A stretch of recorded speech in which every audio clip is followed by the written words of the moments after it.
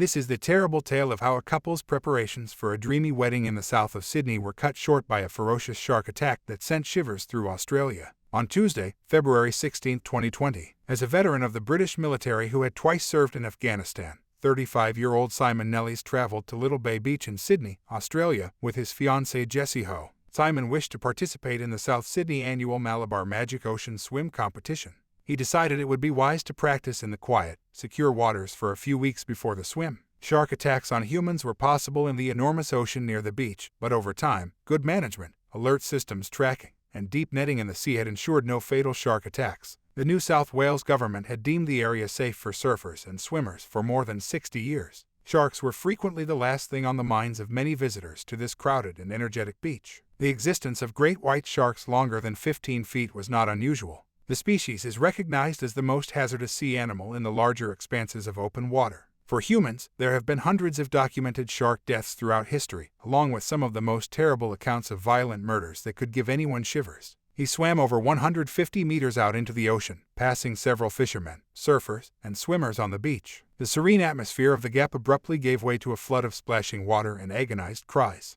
Under Simon, a massive great white shark rose from the bottom and bit into his torso, embedding its razor-sharp teeth in him. Unexpectedly, the shark shot out of the water and rose several feet above the surface before slamming back in with Simon securely in its mouth. As the onlookers realized what had just occurred, they were shocked at the scene. One witness compared the shark's re-entry into the sea to a car from above striking the ocean. The shark struck in that manner, and after returning to the ground, I began to eat. The shark emerged from the water, grabbed a victim from their side, and then thrashed about while pulling blood from the water's surface. It's the bulk of the video. Too horrible to display great white.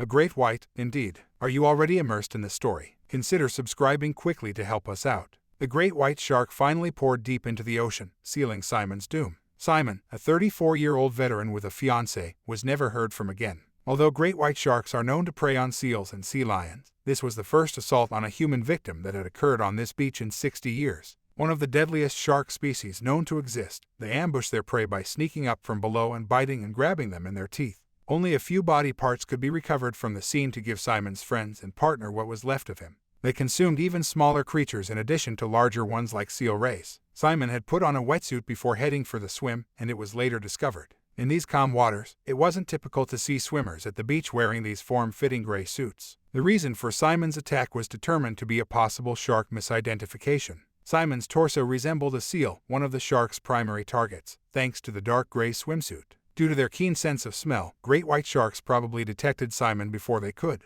It was too late to stop the attack. Simon quickly found himself bitten in half and pulled under as the shark raced and approached him from beneath the ocean. The news of Simon's terrible death shocked the entire family, and only a few weeks before the wedding, Jessie, his fiancée, experienced a complete meltdown. Simon Nellis' memory led to the cancellation of the Malabar Magic Ocean Swim. The participants gathered at the beach for a minute of silence and to offer their respects. Simon had always loved the sea and had been a sea lover. Long opposed to the culling and caging of sharks, he was troubled by the disruption of the ocean's natural food web that human activity had been causing. Tragically, the same animal's jaws were where his life ended. He had long defended conservation. The news of the shark attacks went quickly around the globe and reawakened Australian residents' concerns about shark attacks. We start our program with breaking news this evening.